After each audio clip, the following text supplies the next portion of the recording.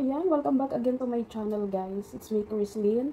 So habang inihintay ko maluto yung whole chicken roasted ko na ginawa or niluto, so gagawa muna ako ng mashed potato and spring salad.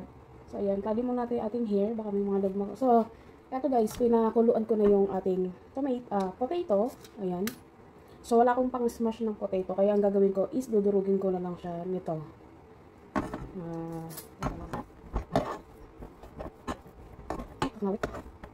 Marami dito guys. Pagkakasang ko rin ko. Yan, lalagyan ko siya ng butter. So, meron ako natirang butter. Pero marami akong butter dito. Lalagay ko lang ito natira. So, yan. Lagay natin siya.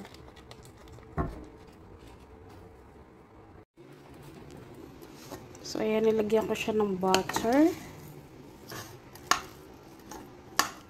Mashed potato yan guys.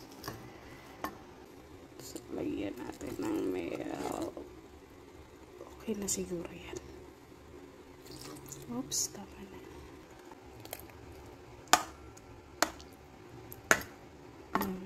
Hirap mag-video.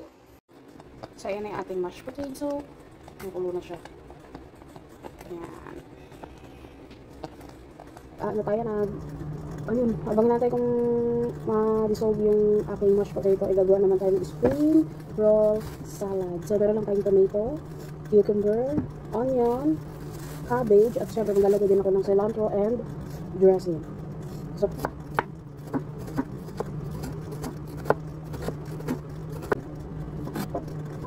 pasok dito guys. Isang tindok. Ano yung nakakain? Sige.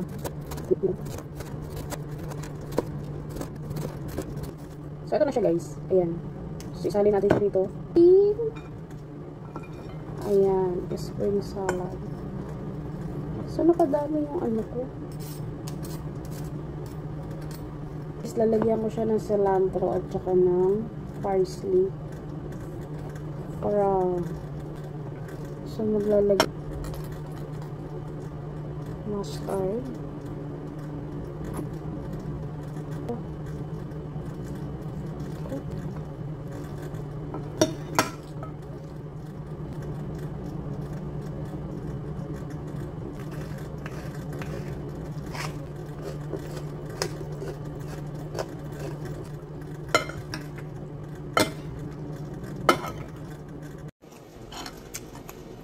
So, yun yung salad natin.